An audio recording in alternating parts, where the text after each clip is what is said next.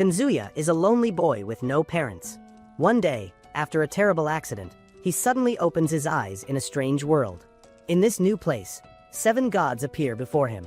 They give him a special leveling system that makes him stronger than anyone else. From that moment, his life completely changes. One evening, while walking back to his house, Kazuya sees a crowd rushing out of a shop in fear. 2 girls fall near him, and a thief with a knife runs toward them. Instead of running away, Kazuya quickly tackles the thief and shouts at the girls to escape. The thief stabs him in the stomach and then runs off. As Kazuya lies on the ground bleeding, he feels happy that he saved those girls. At the same time, he feels sad because he made them cry. His eyes slowly close, and darkness covers him. When Kazuya wakes up again, he is in a strange room. A maid is beside him, calls him Kane. Soon, a woman rushes in and hugs him tightly, calling herself his mother. Kane feels lost and confused. Then, he looks at a mirror and is shocked to see the reflection of a small child. He understands that he has been reborn. After a week of lying in bed with fever, Kane hears the maid Sylvia say that maybe his sickness damaged his memory. His mother tells Sylvia to make him soup, and they leave him alone in the room. Kane sits quietly and wonders how he has turned into a child. He even jokes in his mind that maybe he is inside an anime or an Ice Guy story. Kane starts searching around his room, hoping to find hidden weapons, but he finds nothing. Then, he checks his own body, feeling embarrassed when Sylvia misunderstands and thinks he wet himself. Kane feels awkward about losing his old adult body. Later, he learns more about who he is now. His full name is Kane von Silford. He is 3 years old, with parents named Garm and Sarah. He has an older sister named Ren, and 2 more siblings from his father's second wife, Maria. His father Garm is an important man in the kingdom, a margrave who protects the land from monsters. The more Kane hears about this world, the more excited he becomes. He wants to learn about magic, monsters, and adventurers. Sylvia promises to teach him magic once he learns how to read, so Kane starts practicing writing and numbers right away. He decides that he wants to stay in this world forever because, unlike his old lonely life, here he has a warm family. At dinner, Garm and Sarah are surprised to see Kane already reading and writing. Ren also points out that Kane is good at math. Sarah calls him a genius. Kane tries to act humble and says that Sylvia is the best maid, which makes his parents exchange suspicious looks. Sylvia then talks about how Kane drank milk from his mother's chest as a baby, making Garm regrets not seeing it. Kane explains that he only wants to study everything about this world so he can become an adventurer. His father, impressed by his spirit, lets him read all the magic books in the house but warns him that real magic can only be used after baptism at the age of 5. Sarah agrees, thinking he won't succeed before that anyway. But Kane secretly tries magic at night. To his shock, he can actually use it. He burns his hands once while casting a spell, but feels thrilled that he really has powers. One night, his sister Ren sneaks into his room and discovers that he is secretly studying. Kane is relieved when she does not fully realize the truth. Ren then tells him more about the outside world and the story of Yuya, the first adventurer who built their kingdom. Kane listens with shining eyes, dreaming of the day of his own baptism. Finally, the big day arrives. Kane wears new clothes, and his family praises how handsome he looks. They all ride in horse-drawn carriages to the church. Kane enjoys watching the medieval town and its scenery. Curious about how the gods' blessings work, he asks Ren to show him her status window. He is amazed by her numbers but also notices something unusual: a broken status. Ren quickly tells him to forget about it, and Kane pretends he saw nothing. At the church, Garm explains that the gods grant blessings rank from level 1 to 5, each level showing one's talent in certain fields. When the priest begins the baptism, a bright light suddenly shines, and Kane is pulled into another realm. There, he meets the 7 gods again. They call him by his old name, Kazuya, which makes him nervous. Xenom, the god of creation who looks like Santa Claus, introduces himself and even answers Kane's thoughts. The gods remind him that his death was unnecessary since the thief would have been caught anyway, but they still respect that he tried to help. They explain that they gave him this new life because of that. Kane says he does not regret his choice since now he has a family, magic, and a chance to live happily. The gods laugh and then shower him with gifts. The god of magic grants him protection. Xenom offers his own blessing. The god of war makes him a strong fighter. The god of technology increases his brain power. The god of commerce gives him judgment skills and an item box. The god of earth gives him the power to manage land. Finally, Xenom explains that Kane's status window will now show all these blessings. After this, they send him back. The priest is shocked when Cain returns glowing. He asks Cain to open his status, but Cain quickly runs to the bathroom instead. There, Cain sees the truth. All his blessings are at level 10, double the world's maximum level. Knowing this is dangerous, he uses a hidden ability called Status Conceal to hide his real numbers. That evening, Cain's family celebrates his birthday. Garm asks him to show his status window. Cain shows them a fake version, but even that shocks everyone. He already has all 7 god blessings and magic levels higher than anyone else in the country. Garm panics and warns him to keep it a secret. Cain agrees and goes to bed. In his room, Cain notices a book about summoning magic. Since Sylvia is away, he tries it himself in the backyard, hoping to call a cute pet. But instead, a giant ugly monster appears. His sister and Parma scream in fear. Cain remembers the time he once failed to protect others, but this time he swears not to lose. He charges forward, but the monster hits him hard. Even with pain running through his body, Cain refuses to give up. Using his full power, he destroys the beast. As he lies weak on the ground, he sees fluffy creatures in front of him and wishes he could touch them. He feels regret for scaring everyone but feels relief that his loved ones are safe. Later, Cain realizes that his powers are not just dangerous but also useful for protecting others. On the night of his birthday, Garm asks him what he dreams of becoming. Cain proudly says he wants to travel the world, help people, and protect their smiles. He almost says he wants a harem but quickly corrects himself. His father smiles at his wish and promises to hire a tutor to guide him. Cain waits in his room, curious about what kind of tutor will come to teach him. When the girl finally arrives, he gets so excited that he accidentally teleports outside and lands in the most embarrassing place possible. Realizing what happened, he quickly apologizes.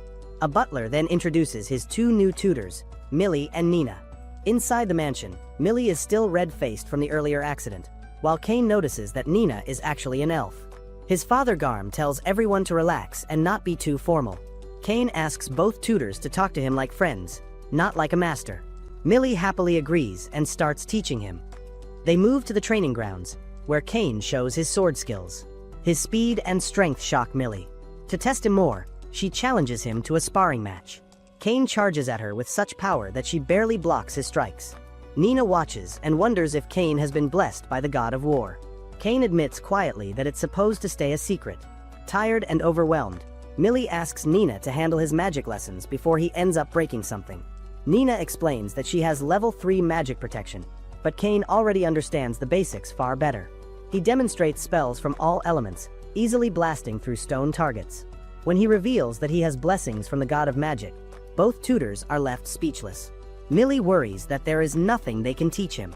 To make things worse for them, Cain casually pulls out a towel from his item box, something far superior to the magic bags adventurers usually dream of. The tutors realize just how far out of their league he is. Cain then suggests they train outside, since his power might destroy the mansion. Millie and Nina agree, saying he should also see more of the world. They explain everything to Garm, who panics when he learns how strong his son has become. He knew this day would come but hoped it would be years later. Reluctantly, he allows Cain to train outside as long as he promises never to enter the dangerous forest. Cain agrees and leaves the mansion with his tutors for the first time. Outside, Nina asks Cain to show some intermediate magic spells. He quickly forms a huge fireball and hurls it at a rock, creating a giant hole in the ground and knocking both tutors off balance. They ask if using so much mana makes him tired, but Cain only laughs without a drop of sweat. Suddenly, Millie senses danger. A rabbit monster jumps from the bushes and attacks her, but she misses it. The rabbit then rushes at Cain, but he easily dodges and blasts it away with air bullets. Millie asks if he wants to sell the drops, but Cain says he wants to show them to his family. He stores it inside his item box, leaving Millie amazed. She admits she has been saving for years to buy a magic bag, a weaker version of what Cain already has. Nina then demonstrates her searching ability, scanning for monsters within 300 meters. Cain finds it impressive and tries to copy it. To her shock, he not only succeeds but also counts the exact number of rabbits nearby, 4. They all run toward the creatures. After fighting together, they defeat most of them, though one escapes. Cain tries to chase it, but Millie stops him, warning never to enter the forest. She explains that it is home to legendary beasts that sometimes attack the city. Cain nods, understanding, but deep inside he dreams of exploring that forest someday. That night, Cain checks his status and discovers he has already reached level 8, even though he only defeated a few rabbits. He then realizes that his special title from the gods multiplies his experience and ability points 100 times. This makes him worry that others might see him as a threat if they ever find out. Months later, Millie takes Kane to the Adventurers Guild so he can face tougher monsters. At the counter, a staff member asks what they want. Millie requests beginner quests for Kane, but a rude man nearby mocks them. He laughs at Millie and Nina for babysitting a kid and even suggests Millie should leave Kane to be with a real man. Nina tells him to stop, but he grabs her roughly while his friends hold Millie back. Before things get worse, Kane steps forward and says he will not allow anyone to treat his tutors like that. Millie begs Kane to run away, but Kane refuses, saying this is also part of his training. The man swings a punch at him, but Kane dodges easily and counters, throwing him off balance. Kane politely introduces himself, but the man keeps attacking. Pulling out a knife, the man lunges with incredible speed. Kane calmly avoids every strike, grabs the knife with his fingers, and throws the man across the room. The other two men then threaten Millie with knives, but Kane defeats them in seconds, kicking them out as well. Nina thanks him, saying next time she will be the one to protect him. Time passes. Years of training and fun adventures go by, and Kane grows into a tall, handsome young man. Sylvia tells him that his final class with his tutors will be soon. Kane feels both excited and thankful for everything Millie and Nina have done for him. Remembering how Millie always wanted a magic bag, Kane decides to get her one as a farewell gift. That night, he secretly sneaks into the dangerous dark forest. There, he battles a blood ogre and even an earth dragon. The guards mistake the noise for a monster invasion, and Garm leads the army to stop it. By the time they arrive, Kane has already defeated the beasts and teleported away, leaving only his towel behind. Garm is stunned to see his son's towel lying next to the corpses of such strong monsters. On the final day of training, Millie and Nina feel both happy and sad. They congratulate Kane on his graduation and praise his hard work over the past 3 years. Kane thanks them warmly and gives them the magic bags he crafted using materials from the forest. He explains that each bag can carry an entire mansion's worth of items. Millie is shocked since even the most expensive magic bags in the kingdom can only hold about 2 carriages worth. She warns Kane that if anyone else finds out, these bags could make him a target. Kane reassures her, explaining that he placed an enchantment on the bags to make them unbearably heavy for anyone else. Both tutors are deeply moved. They thank Kane and promise to always support him if he ever needs them again.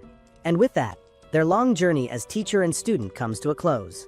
Months later, Kane enters a dark cave and faces a red dragon. With one clean strike, he defeats it. When he checks his status, he sees his magic level is already over 80 million. He even gains a new title, Dragon Slayer. 2 years pass, and Kane is now 10 years old. For his birthday, he is invited to a noble celebration in the capital. The trip will take a full week if monsters do not attack on the way. Sitting in the carriage, Kane uses his search magic to scan 3 kilometers around them. He suddenly senses soldiers under attack. Kane quickly tells his father, but the horses are moving too slowly. Without waiting, Kane jumps out of the carriage like a hero and uses wind magic to blast himself forward. He reaches the soldiers, saves one who is cornered, and cuts down monsters with his air cutter spell. Some beasts turn toward the carriage, so Kane summons his sword and slices through them in one swing. A larger boss monster charges at him, but Kane leaps high into the air, covers his sword in fire, and slays it instantly. The soldiers are shocked and warn Kane to stay away, but Kane calmly introduces himself as the son of Garm. Just then, Garm's men arrive but quickly realize the situation is beyond their power. One soldier collapses from blood loss, so Kane uses healing magic to restore him. In seconds, he heals all the injured soldiers. Soon, Garm reaches the scene and notices the royal crest on the carriage. From inside, 2 noble girls appear, Princess Telestia and Silk, the daughter of a duke. They thank Garm, but he points out it was Kane who saved them. Telestia nearly faints, so Kane uses a gentle spell to calm her body and mind. Both girls are touched by his kindness. Telestia praises Kane, while Silk grabs his hand, saying he is the greatest swordsman she has ever met. Telestia suddenly declares that Kane belongs to her, and Silk argues back. They start fighting over him and then pull Kane into their carriage, right in front of Garm. Inside the large carriage, Kane feels uneasy because the girls sit so close to him. Telestia, blushing, tells him to call her Teles, while Silk asks him to call her by her first name. Kane realizes the healing spell worked too well. The girls seem completely charmed by him. The soldier outside announces they are near the rest stop, but Kane already knows the situation is getting out of hand. When they arrive, Kane tries to escape, but the girls cling to him. They say they are too scared and want him to stay with them at night. Garm argues it is not proper, but the girls insist they are traumatized and cannot sleep without him. Silk even mocks Garm, saying Cain is much stronger than him. They beg Cain until he finally agrees on one condition: the beds must be far apart. Garm mutters to himself that 2 wives only mean double the headaches. Inside the room, the girls push the beds together anyway. They hug Cain tightly and use him as a body pillow. Cain feels completely overwhelmed. He is only 10 years old and already stuck in what looks like a harem. He wishes he could live peacefully and single, but instead he spends the night without sleep. For several more nights, the same thing happens until they finally arrive at the royal capital. At the gates, the head knight greets them. The girls stay glued to Cain's arms, and the knight bows, praising him for saving everyone. Cain uses his item box to return the bodies of the fallen soldiers to their families, which deeply moves the knight. Just as Cain tries to leave, a bell rings. The knight tells him he has been summoned to meet the king. Every important noble gathers for this audience. Cain bows politely as the king praises him for protecting Telestia and Silk from 50 orcs. As a reward, the king gives Cain a mansion, 10 platinum coins, and the honorary rank of baron. One fat noble named Corzino complains about giving a child such wealth. The king warns him to stay silent or stay fat forever. He explains that the kingdom needs brave knights like Cain and refuses to take the reward back. Cain humbly accepts. But the king is not finished. He asks to speak with Cain privately. Garm congratulates his son for gaining a mansion before even his older brothers. When the king enters again, Telestia and Silk are with him. Cain panics inside, hoping the king does not bring up the awkward sleeping situation. Instead, the king and the duke thank Cain for saving their daughters. Then the king reveals something shocking. Because Cain spent the night with 2 unmarried noble girls, their reputation is now ruined. No other man would marry them. To protect their honor and avoid angering the gods, Cain must agree to be engaged to both Telestia and Silk. The marriage would happen only after he becomes an adult. In truth, the idea started with a count who wanted to test Cain, but the king is surprised to see that both girls truly want him as their husband. Still, the king admits he also wants to keep Cain under control, since Cain's power is growing beyond measure. Cain feels trapped. His father offers no advice, and the pressure from everyone is too much. With no other choice, Cain agrees to the engagement. Telestia and Silk are overjoyed and swear they will never forget the nights they spent with him. Cain tries to explain that it was all just a misunderstanding with the beds being too close, but the girls do not understand and only laugh. Cain sighs, realizing there is no way out. A few days later, Cain goes to the royal church to meet the gods. Xenom asks why he comes so late, but Cain explains that his powers have grown too much, making him the strongest human alive. Xenom asks if Cain wants to become a half-god, but even that role has limits. Xenom tells him that he cannot do everything alone and should build strong bonds with others. Xenom also asks if Cain can make some kind of fun activity using the knowledge he remembers from his past life. Cain thinks about it and decides he can make the perfect game. Both Xenom and the god of technology encourage him to try it. Later that day, Rain spends a long time shopping for clothes. Cain grows tired of her obsession and goes outside. There, he sees Parma, the girl he saved 5 years earlier. Her uncle Sabinos introduces himself and feels surprised to learn Cain is a noble. Cain asks to be treated like a normal kid and enters an antique shop. Everything inside is handmade by Sabinos. Cain shows him some drawings for the game he wants to make. Sabinos finds the idea new and exciting and agrees to build a first version. Cain gives him a full gold coin, calling it an investment in their friendship. Sabinos feels grateful and promises to create the best game board for him. Cain leaves the shop only to find Rain angry at him for disappearing. She demands to know why he missed seeing all the clothes she tried on. Cain casually says she would look beautiful in anything. Rain, secretly happy at her brother's words, decides to make him suffer a little. That night, she spends hours trying on different outfits to impress him and plans to punish him by making him try them on too. Luckily, Sylvia saves Cain by telling him that Sabinos has finished the first version of the game. When Cain sees it, he feels amazed because it looks exactly as he imagined. They play it together, and Sabinos feels sure it will become popular. Cain suggests making a fancier type for rich nobles, since wealthy people will pay more for luxury. He proposes creating 50 noble versions and 1,000 normal versions. Sabinos agrees but worries his company cannot make that many items. Cain solves this easily by throwing down more gold coins like it is nothing. To protect their product, they take the game board to the god of commerce and make a contract. The glowing golden light shows the deal is complete. Cain also requests a very special version for the royal family. Sabinos feels honored, and Parma admires Cain's high status. Cain guesses that the gods themselves are enjoying the game he made. The next day, Cain attends his debut ceremony.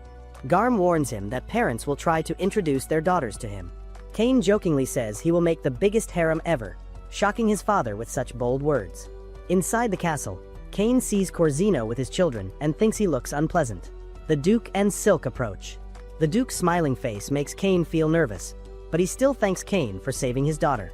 Cain, stuck in a tight situation, boldly calls Silk the most beautiful girl in the whole kingdom and promises never to leave her. Garm, not wanting his son to lose in words, tells the Duke that Cain is the story's main hero, and they walk away. Garm then tells Cain he does not act like a normal 10-year-old. Trumpets sound as the royal guards announce the king's arrival. Cain, lost in the princess's beauty, barely listens to the speech.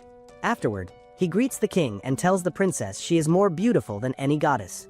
Not wanting to go too far, he promises Telestia that he will never leave her.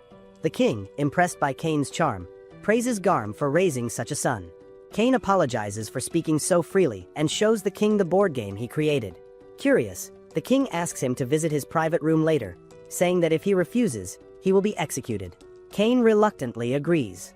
Garm asks when his son became such a skilled businessman. Cain explains he needs to manage his mansion now and even jokes that he is richer than his own father. Garm laughs and accepts it, proud that his child has become so successful. He advises Cain to make more friends his age. Just then, Silk arrives and tries to pull Cain away. She sits close to him, making sure Telestia does not get her chance. But soon, Corzino's children interrupt.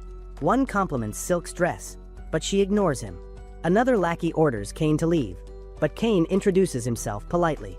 The lackey then demands Cain to apologize for bothering Silk. Cain refuses and tells him to apologize first. Angered, Habit, one of the boys, challenges Cain to a duel. Silk hugs Cain tightly in fear, but Habit insists on starting. Cain stays calm while Silk continues to cling to him. Annoyed, one of Habit's friends tries to summon a storm by doing a rain dance.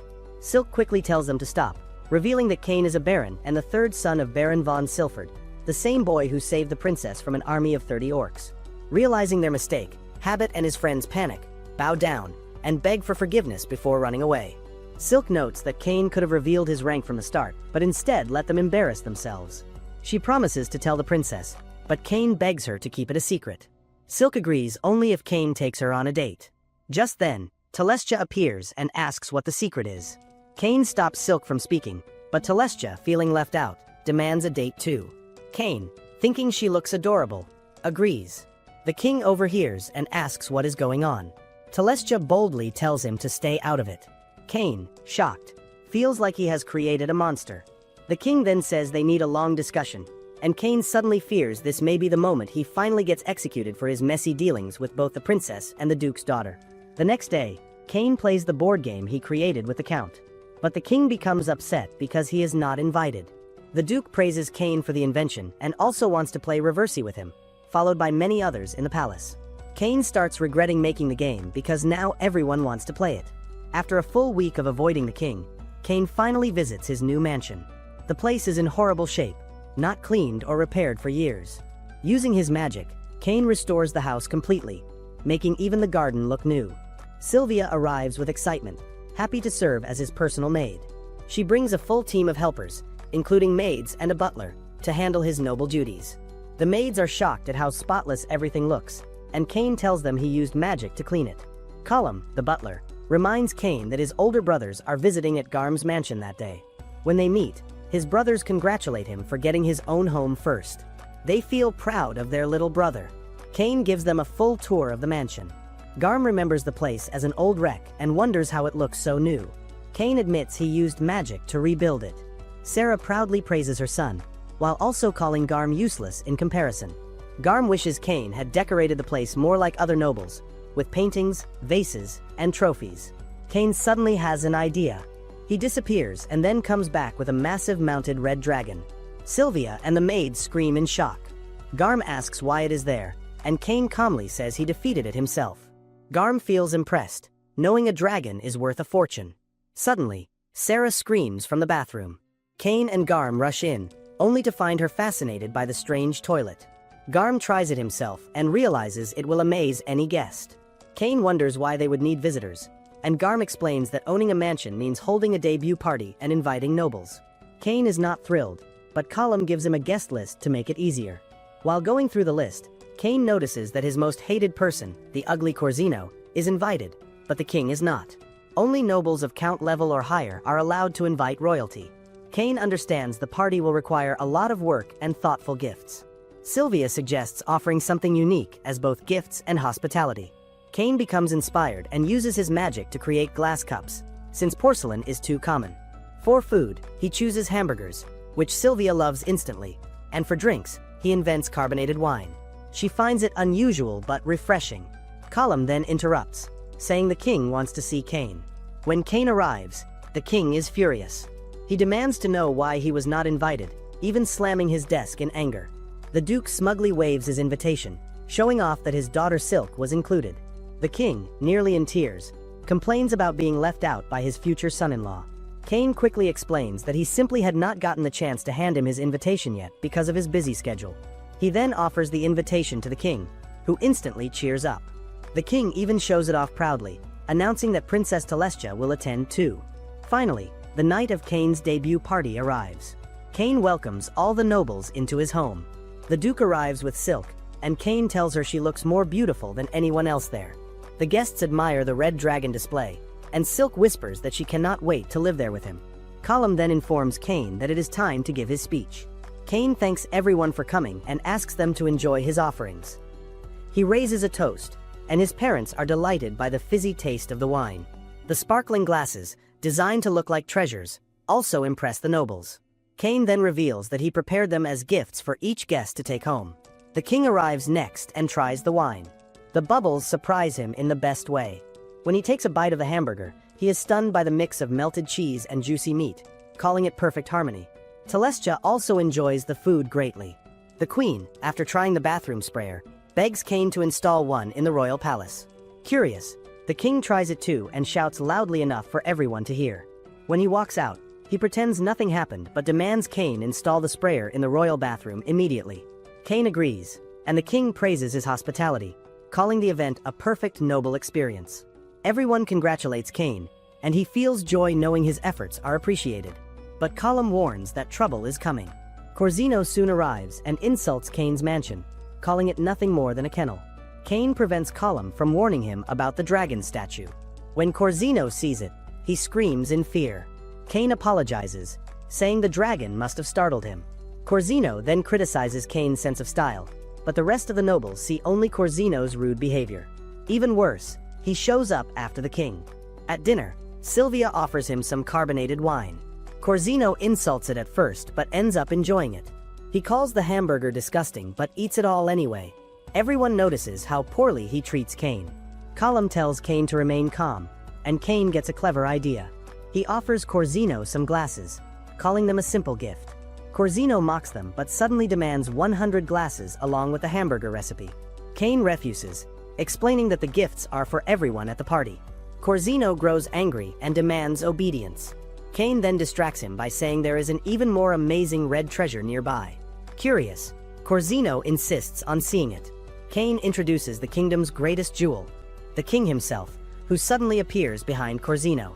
Shocked, Corzino asks why the king is in such a lowly place. The king becomes furious, reminding everyone that Cain saved his daughter. The Duke also questions Corzino's behavior. The king threatens to strip Corzino of his rank if he continues insulting Cain. Trying to save face, Corzino quickly claims he actually admired the food and hospitality. The king commands him to act like a proper noble and leave at once. Silk approaches Cain, knowing he planned everything carefully. The Duke also asks if his family was part of Cain's scheme. Cain only smiles, realizing that his careful planning has worked, and the party ends in success. A week later, Cain is walking through town when Captain Diam comes up to him. Diam explains that the Prime Minister wants some monster materials from Cain, so he takes him to the storage room. But Cain looks around and thinks the room is far too small for what he has. Diam becomes uneasy and asks if Cain has something as big as the red dragon stored away. Cain calmly explains that what he has is actually from the legendary Earth Dragon, a beast so strong that even the best adventurers could not defeat it. Diam is shocked to hear this, but tells Cain to place the monsters outside instead. Cain opens his item box and begins releasing all the rare monsters he collected. The number is so great that Diam is overwhelmed. Staring in disbelief, Diam asks if Cain is really a hero or perhaps chosen by the gods. Cain panics at the question, quickly says goodbye, and tries to slip away. But Diam stops him and insists that Cain train with the knights and meet their commander. Once again, Cain feels like he is in too deep. Diam brings him to the training grounds, introduces him to the soldiers, and announces that they will duel Cain. One knight, worried about fighting a mere 10-year-old, suggests that Cain should attack first. Cain agrees, activates his boost ability, and defeats the knight instantly. He tries to leave, but Diam refuses and says Cain must fight all the soldiers at once. Suddenly Cain finds himself against the entire army. Just when Cain is about to be buried under the attacks, a loud voice orders everyone to stop. The leader arrives and demands to know why the entire army is fighting a child. She rushes to Cain, hugs him, and tries to comfort him. Cain is shocked to see that the leader is actually an elf woman. She asks Diam to explain, and Diam tells her that Cain had saved the princess from 30 orcs. Hearing this, the elf decides to challenge Cain to a duel herself. Her presence alone is intimidating, and the soldiers fear this will be the end for Cain. Cain notices she is carrying a real sword and nervously asks why. She answers that it makes the fight more exciting and charges at him. Her speed is incredible, and she even enhances her body with magic. The two clash swords, impressing all the soldiers with her skill. Cain tries different tricks, but he cannot break her guard. Finally, he uses teleportation, appearing beside her with his sword at her neck. He declares the duel finished. The elf, thrilled beyond words, hugs Cain and boldly declares that she will marry him.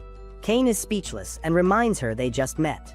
She introduces herself as Tefana, the Duke's daughter, and explains that elves live for 300 years, so she will stay young for a long time. Cain nervously says she should ask her father first. She tells him her family will not let her come home unless she finds a husband. Cain insists he must get permission from many people before anything can happen. He looks at Diam for help, but Diam has already fallen asleep. Tefana decides to take the matter straight to the king and drags Cain with her. Cain feels this is the worst thing that could happen. Inside the royal castle, the king is surprised to see Cain return so soon. Tefana immediately declares in a firm voice that she is going to marry him. The king asks for an explanation, and Cain explains that he had defeated her using only a wooden stick, and now she wants to marry him. The other girls around Cain are confused but stay quiet. Cain also explains that Tefana is not only the army's commander, but is practically a princess of the elf kingdom. The king carefully tells Tefana that Cain is already engaged to his own daughter as well as the Duke's daughter. Tefana is shocked but even more impressed, thinking Cain must be amazing to win over such important girls. The king admits the situation is complicated, but Tefana's desire to marry Cain grows even stronger. He finally says they will only discuss it further if she gets her father's permission. Tefana agrees and tells Cain they should spar again with wooden sticks to become closer. The king then wonders how his strongest knight was beaten by a boy and asks Garm if he knows anything. Garm has no idea, but Diam remembers Cain's reaction when gods were mentioned, and this makes the king suspicious. The count suggests testing Cain with a mythical book. After a week of non-stop training, Cain is exhausted and tries to escape when Tefana calls him, but Diam drags him before the king. The king asks why Cain looks so sad, and Cain bluntly says he is tired of seeing the king's ugly face. The king ignores the insult and orders the count to show Cain the book. It is an emperor-level magic book passed down from the first king, Yuya. Cain asks if he can read it, and the king allows it. As soon as Cain reads, he realizes he already knows every spell inside and finally learns how to cast them properly. The king then reveals that the text is written in Japanese, a language no one else can read. Cain understands that the first king must have been reincarnated from Japan, just like him. The king presses Cain to explain the truth. Cain decides to trust them and admits that he has memories from his past life in Japan, the same land as the first king. He apologizes for hiding this, and Garm asks if Cain is really his son. Cain confirms it, saying the gods told him when he turned 5. The entire room is stunned that Cain has met the gods. Garm asks Cain to reveal his real status. When Cain shows it, everyone panics. His levels are beyond anything human, and his title God's Chosen means even kings should bow before him. Cain begs them to treat him as the same person. He explains that even with his memories, this is the life he always wanted: a loving family and incredible abilities. The king accepts his wish and promises to treat him no differently, though he jokes that Cain might as well be king. At that moment, Tefana enters with her father's consent to marry Cain, making her yet another fiancée in his growing group. She proudly drags him away, while her father assures the king that Cain will stay the same person. The king orders everyone to keep Cain's secret and prays that Cain will protect the kingdom, his family, and all who need him. In the years that follow, Cain spends much of his time reading the book left behind by Yuga. The book explains that anyone able to read it must have come from Japan, just like Yuga. It tells the story of Yuga's life, including how he was struck by a truck and brought into this new world. Unlike Cain, Yuga was not reborn but summoned. While Cain is absorbed in the book, Silk and Telestia walk in. They assume he is preparing for the academy entrance test and offer to study with him. Annoyed, Cain tells them he does not have time for their chatter. When they ask if they can join him tomorrow, he brushes them off and says maybe later. As he heads down the corridor, another girl, admirer number 3, runs up to him and asks if he can train with her. Still in a rush, Cain promises they will practice another time and hurries away. Today is an important day for him. It is his 12th birthday, and he plans to register as an adventurer at the guild. When Cain enters the guild, he accidentally bumps into a man with red hair. The man notices Cain's young age and reminds him to be careful. Cain thinks the man looks familiar but continues forward to meet the receptionist. She asks if he wants to register. Cain fills out the form but chooses not to mention his barren status, since it does not matter for adventuring. After handing in the papers, she pricks his finger for the blood magic test and then gives him a G-rank adventurer's card. Cain remembers his tutors, who were far stronger, and wonders how they are doing now.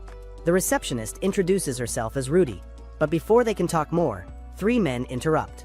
They try to convince Rudy to leave Cain and spend time with them. Their leader even tries to kick Cain, but ends up tripping. The other 2 rushes forward but collide with each other. The leader draws his sword, but Cain calmly asks him to stop. Just then, the red-haired man steps forward and offers to fight the bullies himself. Seeing who he is, the men run away in fear. The man is named Claude. Cain thanks Claude, though Claude suspects Cain could have handled it alone. Claude invites him for a drink but gives Cain fruit juice since he is still 12.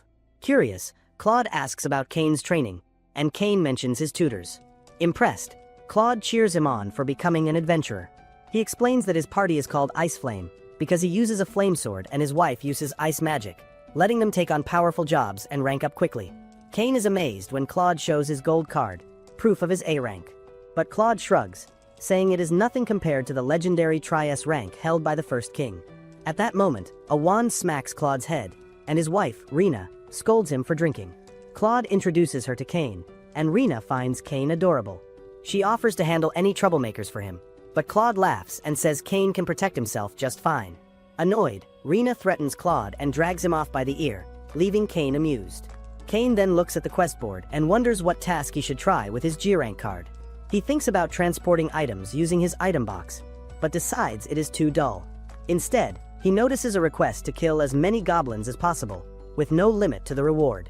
Excited, he takes the quest and runs outside, only to be stopped by Tefana. She finally catches up to him and asks what he is doing. Cain explains he is heading for his first adventure. Tefana refuses to leave him alone and decides to join him, despite his attempts to run away. Deep in the forest, Tefana enjoys spending time with Cain while admiring the beautiful scenery. Using his search ability, Cain detects goblins ahead. Tefana eagerly charges forward, asking Cain to follow. When they arrive, they see a civilian in danger. Cain quickly heals the injured person, while Tefana cuts through the goblins with ease.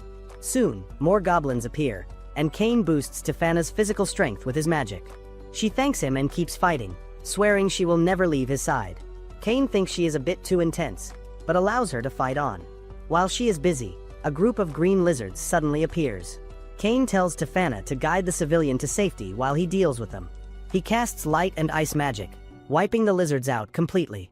Tefana praises him and calls him the best husband ever. Later, Millie and Nina come across the huge crater left behind and feel a sense of déjà vu. Back at the guild, Cain reports to Rudy and explains he defeated the green lizards. He asks if he can still get the reward even though he never officially accepted the quest. Rudy is shocked, since green lizards are usually a C-rank job. Cain casually explains that he defeated about 30 of them. Alarmed, Rudy rushes off to tell Cedric, the guild's chief. Cedric introduces himself to Cain and questions how a G-rank adventurer could defeat green lizards. Suspicious, Cedric accuses Cain of cheating. Cain insists he fought them honestly, but Cedric, assuming Cain is just a commoner, threatens to take away his guild card. At that moment, the guild master walks in. Cedric explains the situation, but the guild master, recognizing Kane, asks why Cedric thinks he is lying. After listening, the guild master says Cedric still has much to learn. He calls for Tefana, who enters and greets Kane as her husband. Embarrassed, Kane reminds her they are supposed to keep their engagement secret. Tefana explains she is there to warn the guild about the orcs and lizards. The guild master then reveals he already knows Kane is a baron and the one who saved the princess and Silk from the orcs. He adds that Kane is the son of Margrave Garm, meaning if he marries Tefana, they will be brothers-in-law. Cedric, realizing his mistake, bows and apologizes. Tefana warns that normally a commoner who insults a noble would be executed, but Kane accepts Cedric's apology and asks him to be more careful in the future. The guild master agrees to count Kane's lizard kills but says they cannot leave him at G rank anymore. As an apology, he promises to promote Kane to C rank. Tefana argues that this is still too low, since Kane has defeated a red dragon and even bested her. Cedric, now curious, admits Kane must be far stronger than he thought. The guild master orders Rudy and Cedric to finish the paperwork and apologizes to Kane for his subordinates. He also thanks Kane for protecting his sister, who likely pressured him into their relationship. Tefana happily mentions their first mission together, causing even more misunderstandings. Her brother, knowing how reckless she can be, reassures Kane. Meanwhile, the gods watch over all of this. The god of magic wonders why Xenom has given Kane double protection. Xenom replies that Kane needs more strength, because the seal of Aaron will soon break and put the world in danger. The gods agree that Kane must train under a mysterious figure to prepare. Kane sleeps too long on the morning of his exam. Sylvia rushes into his room in panic, blaming herself for not waking him up. She quickly tries to offer him breakfast, but Kane runs out instead, saying he will drink her milk later. Sylvia feels sad as he leaves. Kane teleports to the exam hall, confused why Telestia and Silk are not there to take the test with him. The teacher begins the written exam, giving everyone 2 hours. Because of the knowledge Kane carries from his past life, he finishes in only 30 minutes and uses the rest of the time to nap. After the written test, the teacher takes the class outside for the magic exam. The students must use their strongest spell on targets, and she assures them that a strong barrier will protect everyone. The other students cast their fireballs. When Kane's turn comes, he chooses to make a simple fireball, but his spell turns bright blue. Everyone, even the teacher, is shocked. The teacher tries to stop him, but Kane fires the spell anyway. His fireball destroys the entire field. Kane thought it would be safe to put full power into a beginner spell because of the barrier, but the teacher sees that his strength is far beyond normal for his age. She checks that no one is hurt and quickly moves them to another field for the swordsmanship part. There, adventurers wait to test the students. Kane recognizes Claude among them. Claude notices Kane and becomes curious about his skills, deciding to duel him. Kane knows Claude is an A-rank adventurer, so he uses his boost ability and charges in. Their swords clash and Kane blocks all of Claude's attacks. Kane asks Claude to take it easy, but Claude enjoys the fight and activates his own boost. Even then, Kane parries every strike. The teacher yells at them to stop because the other students are frightened. Claude finally realizes he went too far and promises Kane they will fight again another day. The exam ends, and the teacher tells Kane to come later for results. Claude acts as if nothing unusual happened, but Kane worries. Back at home, Sylvia asks if Kane wants her homemade milk. Kane brushes her off, saying the exam went fine. Sylvia is happy but wants to celebrate by giving him milk. Kane refuses, making her upset. She cries and runs away. Later, Kane is summoned to the castle. The king already expects Kane has caused trouble. Kane loses his patience and threatens to destroy the whole castle with emperor-level magic if these meetings do not stop. The king tells him to shut up and asks where he took the exam, since Telestia and Silk said they never saw him. Kane admits he entered through the south gate and never met them. The king explains the academy has 2 gates, one for nobles and one for commoners. Kane feels embarrassed at his mistake. The king scolds him, saying the teacher already spoke to the Duke. The Duke laughed, saying it was normal for Kane to cause problems. Repairs for the damage are very expensive, making Kane regret his recklessness. When results are posted, Kane does not see his name at first. Then Silk runs in, saying he ranked at the very top of the class. Her father first teased Kane for using the wrong entrance, but after hearing about the field's destruction, he was impressed. Silk playfully hints that Kane should destroy her area too, but Kane knows that would only bring disaster. At the gate, his sister runs to him, hugs him, and congratulates him for being chosen as top student and for giving the speech. Sylvia is still hurt but approaches him, offering milk again. Cain refuses harshly, wounding her feelings. She hugs him anyway and tells him she always knew he would pass. She promises to prepare her best milk for him. Cain thinks she is acting crazy, and the butler tries to calm things down, but Cain believes no man will marry Sylvia if she keeps acting this way. During the entrance ceremony, Cain waves to his supporters. Sylvia forces a smile to hide her sadness. Cain flatters Telestia and Silk by calling them beautiful in front of their fathers, which excites the girls. The ceremony begins, and while the boys feel jealous of Cain, the girls admire him. The teacher invites him to give his speech. Cain admits he mistakenly took the exam for commoners, but cleverly turns the mistake into a message. He says, like the first king, he believes nobles and commoners should learn together and make friends without caring about status. He prays for unity. Garm, his father, is proud that Cain can twist any situation. The king, however, comes on stage mocking Cain. He congratulates the students but jokes that he hopes they do not turn out as useless as Cain. The crowd laughs, especially the girls and the Duke. The king apologizes to the students, saying they must endure the failure raised by Garm, giving Cain another jab. Later, the first class begins. Cain is late because he spent an hour crying in the bathroom. The teacher introduces herself and asks about future dreams.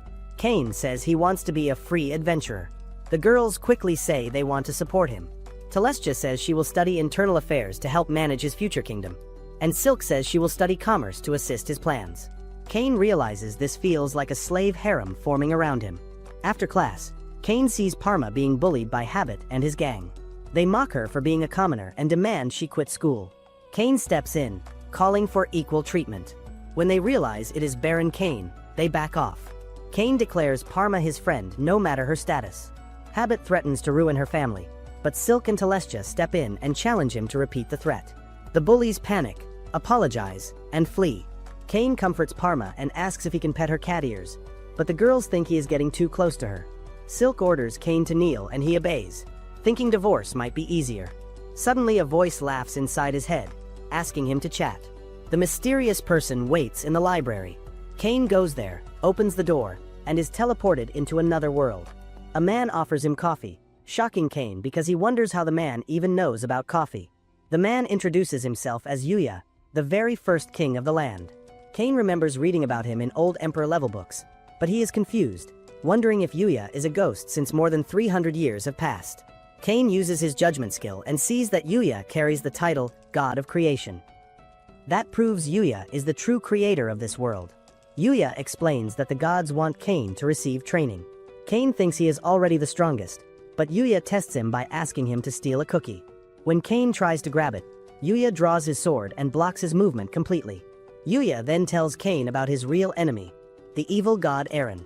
Long ago, Eren spread distrust and caused endless wars. 300 years earlier, Yuya had sealed Eren away, but the seal is now breaking. Yuya cannot interfere directly, so Cain must take responsibility. Yuya suddenly teleports Cain to the middle of the ocean, giving him a compass that points toward his mansion. Yuya explains that Cain must reach level 600 to have any chance against Eren. Cain, only at level 300, worries about missing school. Yuya assures him that 1 year in this world equals just 1 day in the normal world.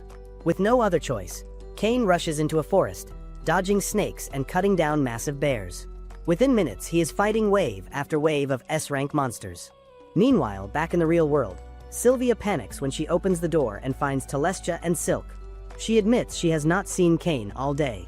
They tell her they also have not seen him at school. Sylvia begins to imagine the worst. Maybe Cain is kidnapped, locked away, or lying in a ditch. Telestia calms her down, reminding her that Cain always finds a way. They decide to wait. In the other world, Cain continues his battles. He slays a giant bear using powerful magic. Months pass without sleep, and Cain's mind starts breaking. Then he hears the faint whine of a small puppy. Following the sound, he finds a tiny white dog, hurt and bleeding. For a moment, Cain thinks of putting the creature out of its misery. But when he sees its sad eyes, which remind him of the girls waiting for him, he drops his sword. Instead, he hugs the puppy and heals it with magic. The spell drains all his mana, and he collapses in exhaustion. When he wakes, he realizes the puppy has defended him from other beasts while he slept. The little dog happily jumps on him, licking his face. Cain names it Haku. From then on, Haku gives him strength, because now Cain has someone to protect. Years pass as Cain travels. At last, he reaches Yuya's mansion again. Yuya is amazed at Cain's growth and points out that Haku is no ordinary dog but a legendary holy beast called a Fenrir. Yuya explains Cain can summon Haku whenever he wants through a contract spell. Cain tries it, and Haku disappears, and then reappears. Yuya says Cain's training is not finished. He introduces Cain to a new master, Durin. Cain is eager but still curious about Eren. Yuya agrees to explain later and hands him over to Durin. Durin wastes no time, saying Cain is far too weak. Yuya himself is stronger than Durin, but Eren is far stronger than Yuya, meaning Cain still has a mountain to climb. Cain tries attacking Durin with boosted speed, but Durin easily avoids it and knocks him out with a single punch to the stomach. Cain wakes up in an unfamiliar room. Haku is beside him, licking his face. As Cain walks downstairs, he meets a beautiful elf girl named Rory, who kindly offers to cook for him. Cain is also excited to see a baby dragon nearby, but Haku jealously tackles him. Rory finishes preparing the food, and Cain realizes he has not eaten anything this delicious in years.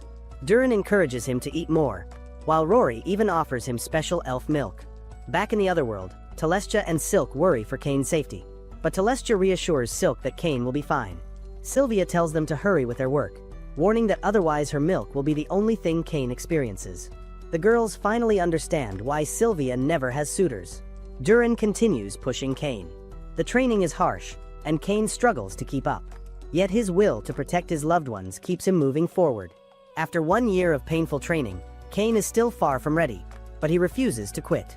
His drive grows stronger after Yuya tells him about Eren's true history. Eren had once been the god of amusement, one of the 8 gods of Xenom's world.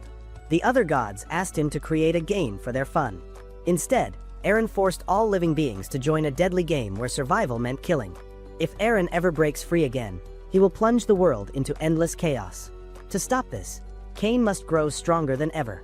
Cain fights with all his might. Yuya later reveals another truth. Cain's parents were once Yuya's companions. They died in an accident and were reborn in Cain's world. The gods gave them the task of bringing peace.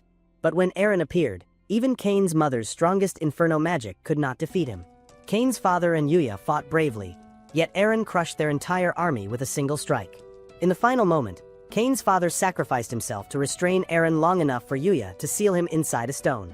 Cain's parents' last words were apologies to their son. Hearing this, Cain swears to protect everyone he loves. Fueled by this vow, Cain uses his overload skill and finally manages to defeat Durin. Durin congratulates him on completing the training. Cain runs to his parents' graves, where Yuya tells him that they always wanted to return to him. Cain thanks Yuya for guarding them. Yuya, impressed by Cain's growth, finally tests his speed one last time. Cain surpasses Yuya's speed, earning his praise. Cain prepares to return home. Yuya restores Cain's body to its original form, as 5 years of training have changed him greatly. Haku stays by his side, ready to continue the journey. Durin asks Cain to also take care of Jin, and Cain promises to protect him. Before sending him back, Yuya gives Cain a final piece of advice and a gift for the current king. Durin looks forward to the day Cain surpasses both him and Yuya, while Yuya confidently says it will happen soon. Cain finally returns to his world. Sylvia rushes to him, clinging to him with joy. Cain tells her he missed her during his long absence. Telestia and Silk greet him warmly and hand him cookies they baked themselves. Cain eats them while crying, deeply touched and grateful to be home again. The king reads a letter said to be from Yuya, the first ruler, but he doubts it is real. Cain explains that Yuya made another world and became the god of creation there. To prove it, Cain shows him a legendary sword, the same blade that once killed the Black Dragon. Seeing this, the king finally accepts the story, though he wonders about the strange training written in the letter. Cain then talks about his harsh 5 years of training where he fights monsters and risks death every single day. The king is shocked, especially because Cain's appearance has not changed at all. The Duke reminds Cain that he forgot to accept a very important quest to keep his high adventurer rank at the guild. At the guild master warns him that his license will be taken away if he does not complete the required tasks. Tefana feels upset about this, but Cain only thinks about keeping his rank. The guild master explains that Cain must defeat 10 bandits to stay in rank A. Cain agrees without hesitation. In the forest, Cain uses his flying power to search for bandits and finds a carriage under attack. He quickly dives down and sees the passengers are Nina, Sabinos, and Millie. Millie is badly hurt, so Kane heals her right away. The bandits laugh at him because they think he is just a child, but Kane cuts them down easily with his sword. He protects his tutors, and Sabinos thanks him with deep respect. Millie is shocked that Kane can already take such a difficult quest right after joining the guild. Kane shows them his adventurer card, which proves his rank, and they are amazed. They capture the bandits and bring them back to the capital, where people are horrified to see the criminals. At Sabino's home, Parma greets Kane and praises his courage. Millie is even more surprised when she learns Kane is now a baron, and she worries she must treat him differently. Kane tells her he is the same as before. Relieved, Millie makes a light-hearted joke about Kane, but he brushes it off and goes to the guild. At the guild, Kane gives proof of the bandits' defeat. As Russia congratulates him, some adventurers begin bothering Millie and Nina. They try to flirt with Millie and even offer to show her around the city. When one of them reaches toward her, Kane steps in. The man almost yells at Kane, but when he realizes who Kane is, he grows scared of his aura. Just then, Claude arrives. Kane greets him with warmth, and Claude praises him for chasing off the troublemakers. Kane replies that he will always protect his friends. This is the first time Claude hears Kane use the word friends, and then he notices Millie and Nina. Kane asks how Claude knows his tutors, and Claude reveals that Millie is his sister. They all go to celebrate together with juice. Millie tells the story of how Kane saved them, and Nina adds that Kane is already an A-rank adventurer. Claude is shocked at how fast Kane has reached his level, but admits he is not surprised since Kane was the only one who matched him during the exam. Millie is confused because her brother is the only person who ever reached A rank using only sword skill. Nina then adds that Kane is a baron with his own mansion, joking that he is every gold digger's dream. Claude apologizes for being rude before after hearing this. Kane calms everyone down, but Millie still wonders how he became so powerful. Kane cannot say he trained under the gods, so he stays quiet. Millie says it makes sense anyway because Kane killed a red dragon when he was just a child. Claude laughs and suggests Kane is cheating for defeating an SS rank beast. Then Millie and Nina proudly show off their magic bags. Rena, curious, asks how much they can hold. Millie admits she has never filled hers, and Nina explains they can even fit a mansion inside. Realizing these bags are national treasures, Rena begs Kane to make one for her. Kane promises he will, and she faints in excitement. Claude assures Kane she will not remember it tomorrow, which makes him relax. Suddenly Kane remembers he has school the next day and panics because he already missed an entire week. Claude asks how he is fitting in as a baron, but Kane quickly changes the subject. Nina feels sorry and offers a hug, but Kane runs away, while Claude jokes Kane will probably major in computer science. Soon they notice Russia searching for someone. She explains that she needs a substitute teacher for the next day's adventure class. Claude sees this as a chance and asks for details. The next day, the teacher tells everyone to cast magic at a target. Kane is excited to show his skills, but the teacher forbids him from using magic at school because even his beginner magic is too strong and can break all the barriers. While spying, Claude's group notices Kane struggling to fit in and decides they should help him. Later, the teacher introduces some adventurers who will support the students. Claude asks which students are already adventurers. When everyone raises a hand, he tells them to show their guild cards. Kane freezes, realizing his gold card will stand out. He lies and says he forgot it at home. Claude is disappointed but tells him to bring it next time. Lily and Rena sense something strange and conclude Kane is far too strong for them. During training, Claude teaches everyone the boost ability. Students try one by one, and Kane is eager to show off, but they put him last on purpose. They want to prove he is much stronger and surprise everyone. When Kane finally gets his turn, he and Claude jump at each other and clash swords. But the bell rings to end class. Kane begs for one more minute, but the teacher refuses. Claude apologizes and promises a proper duel later, but the teacher says there will be no next time because Kane's magic already destroyed the budget for this lesson. Angry, Kane leaves and blasts the nearby trees in frustration. That night, a huge dragon appears, but Kane slashes it in one strike. He then casts countless fireballs on a giant boulder, burning the ground. Guards rush to the scene, thinking the god of destruction has come. Garm leads the soldiers, but Kane calms down and teleports away. When Garm arrives, he finds a crater and Kane's emblem. Back in the palace, the king confronts Kane, believing the god of destruction has appeared since the forest is destroyed. The king demands an answer, but Kane cannot explain and ends up crying. Far away, a goblin discovers an orb, but a dragon eats him along with the stone. This weakens a powerful seal, and though the dragon only swallows a small piece of the goblin, it is already enough to bring serious danger. At school, the teacher announces that today's lesson is about summoning magic. She calls out Cain, who thinks this is his chance to leave, but the teacher tells him he must stay because they are not using attack spells. She introduces Grat, a palace mage, who will be teaching the class. Grat explains that summoning magic has two kinds. The first type lets someone make a bond with a wild creature, while the second type calls a creature through a magic circle. Since there are no wild beasts nearby, they will use the circles. Every student is given a sigil to begin summoning their familiars.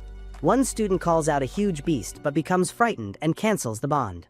Grat comforts him, saying it is fine. Then it is Cain's turn. He asks if it is all right to use all of his strength. Grat, not knowing what will happen, tells him it is safe. Cain pours all his mana into the sigil, and a bright blue light shines across the room. Grat quickly senses the power is too great and begs Cain to stop, but it is already too late. A horned man suddenly appears, introducing himself as the Prince of Darkness. Cain quickly blinds everyone with light to hide the man's appearance. The Dark Prince walks up to Cain, who pulls out his sword. Instead of fighting, the prince kneels down and swears loyalty to Cain, calling him the Chosen One. He offers to form a contract and even says he and his demon clan can destroy kingdoms if Cain commands. Cain refuses, saying he only wants to stop evil schemes. The prince is impressed and reveals his name is Seth. Grat overhears and is shocked at the name. Cain downplays the situation, saying he cannot truly form a contract with someone so powerful. They decide to tell others a softer version of the story. Soon after, Cain is summoned once again to the king's chamber. The king, weary from so many visits, asks him what he summoned at school. Cain admits it was the Prince of Darkness, shocking everyone. The king grows alarmed, but Cain explains he already formed a contract with Seth. The court cannot believe Cain is strong enough to command such a being. The king orders Cain to show his status window. He warns Grat that revealing what he sees could cost him his life. Cain opens the window, showing the title of demigod and limitless power. Grat bows and swears obedience. The king, realizing Cain's incredible strength, almost calls him master, but instead chooses to treat him normally. He decides to grant Cain a town, believing that someone who can guard a town can also defend a nation. Sylvia congratulates Cain for this new responsibility and promises to give him her best support. Cain tries to refuse, but she insists. Just then, the butler arrives with news that G's town is under monster threat. People there are preparing to flee. Cain goes to speak with his brother Jin, who explains that the number of monsters in the forest has been rising. Some are so powerful they remind him of the force that attacked their city 10 years ago. He already sent a scouting party, but they could not confirm if this is a monster army or just a rise in activity. Because of this, they cannot send knights in large numbers and must be careful. Cain volunteers to enter the forest himself, but Jin doubts him, saying he is still too young. Cain shows his adventurer card, reminding him that he once defeated a red dragon alone. Impressed, Jin finally accepts his help. Before going, Cain stops at the Adventurers Guild for more details. A new receptionist is stunned by his high rank. Ruddy, the senior receptionist, apologizes for the newcomer and greets Cain warmly, asking why he came. Cain tells her about the forest, and she says many adventurers have returned badly wounded from there. Millie and Nina then appear, and Cain lights up seeing them. They explain the guild summoned them to form a strong team to investigate the forest. Cain pretends to act downcast to get their attention.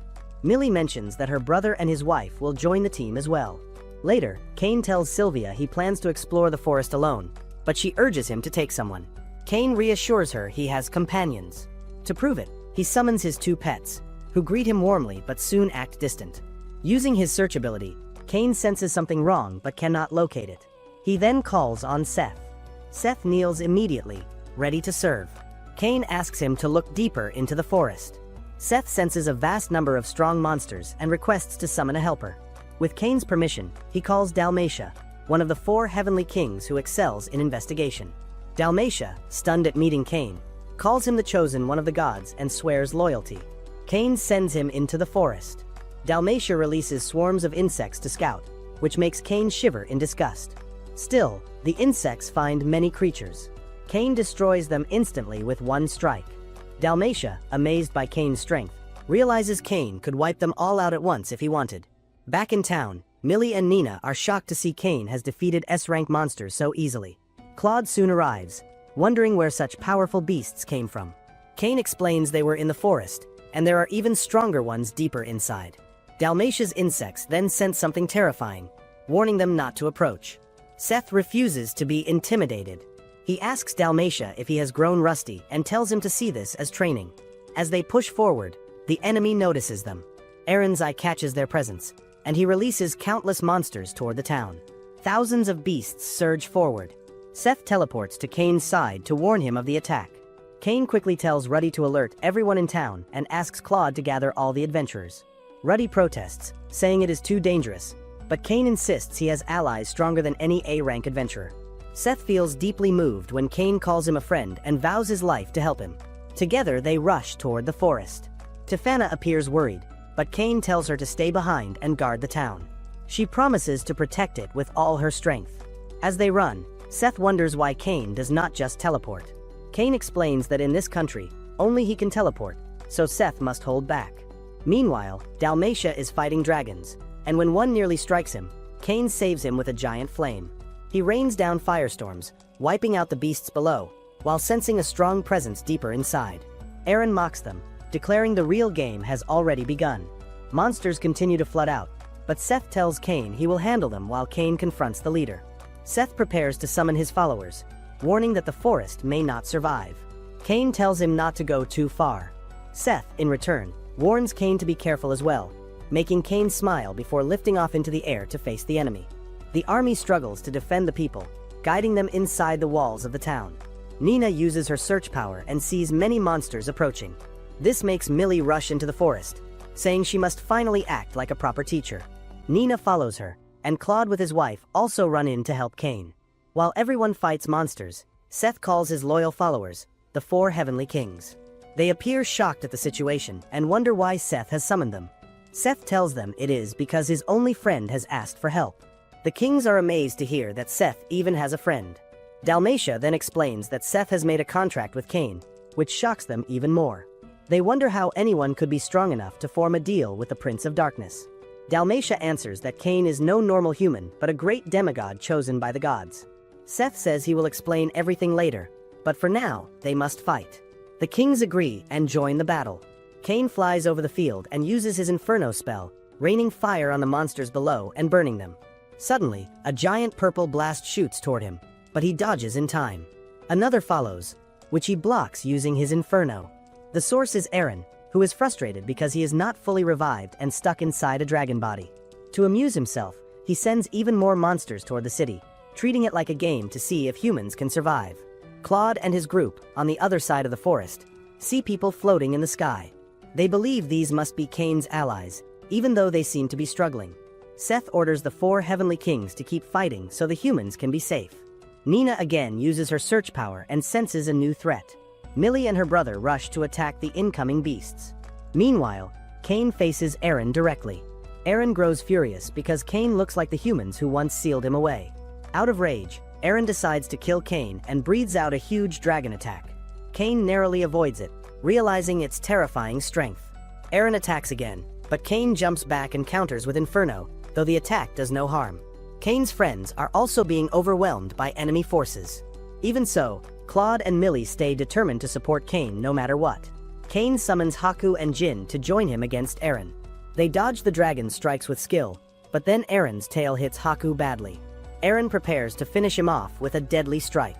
At the same time, Nina runs out of magic, while Claude and Millie struggle to hold their ground. Just when a huge monster is about to crush them, iron spears pierce its skull. Tefana arrives with reinforcements and takes charge of the front lines. Haku lies badly injured, so Jin shields him. Aaron readies another mighty attack, but Cain blocks it, shouting that he will protect his friends because he loves them. His will does not come from the gods, but from his own heart. Cain activates his overload ability, and Aaron recognizes the familiar light. Cain then calls forth Saint Sanctuary, wishing to protect everyone. Their powers clash, but Cain's determination grows stronger and starts to overwhelm Aaron. Light bursts from Cain into the sky as he vows to protect everyone's happiness, calling upon his parents for strength. Haku and Jin bite into Aaron, stopping his attack. Seth and Dalmatia scold Cain for causing such dangerous destruction, but Cain replies that he only wanted to defeat the Black Dragon. The monsters finally retreat, and the battle ends thanks to him. Claude runs forward to hug Cain, but Tefana and Millie reach him first. Cain feels joy knowing he can protect people in this world. Dalmatia praises him as a remarkable chosen one of the gods. Everyone laughs together, sure that Cain will become a great hero. Inside the royal castle, the king grows angry, demanding to know if Cain was behind the giant pillar of light that was seen from afar. Cain explains that his normal magic was too weak to pierce the black dragon, so he had no choice but to use a higher spell. The king, tired and resigned, admits defeat and realizes Cain will marry his daughter anyway. When thinking about rewards, an advisor suggests giving Cain a domain. The king agrees and grants Cain the land of Duranful. Cain accepts with humility. Back at G's home, Tefana hugs Cain with tears, telling him that Duranful is a broken land. Its adventurer guild is corrupt, and many nobles have already abandoned the place. Telestia says this is unfair and wishes to speak with her father, but Cain smiles with excitement, seeing this as a challenge. He dreams of rebuilding the town and making everyone smile again. His friends agree to help but warn him not to push himself too hard. When they reach Duranful, the guards instantly recognize Cain's high rank. The king's messenger quickly reports his arrival.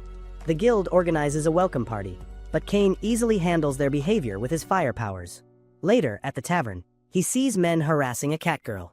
He steps in, defeats them, and throws them out in silly positions. Yet soon after, Cain himself is locked up. He escapes effortlessly and spends time chatting with his future wives. Suddenly, Seth runs in, asking for help. His wife has discovered his cheating and thrown him out. His demon wife, Lephane, soon arrives, opening a new chapter. Cain introduces himself politely, and when asked about Seth, Cain calls him trash for betraying such a beautiful wife. Lephane likes Cain's honesty and even says she wishes to join his harem. Seth warns Cain not to trust women because they change after marriage. The girls hint that Seth must have used sweet words at his wedding, making his betrayal unforgivable. Cain feels they are hinting at him as well. Lephane praises the girls for their loyalty and warns Cain that if he ever makes them cry, she will punish him. She takes Seth back home once to show him what true hell is like, and after that, Seth disappears for good. Cain then storms into the church, discovers the cult controlling the city, and destroys them. He builds a massive wall around the town. The god Xenom approves, saying Cain still has many missions ahead. Tefana and the others are shocked when they see the huge castle Cain is building, even larger than the king's. Cain laughs it off, certain of his strength and rank, knowing he already surpasses the king in many ways. His friends doubt the need for such grand plans, but Cain, remembering his past life and his noble status, believes this is his true destiny. That's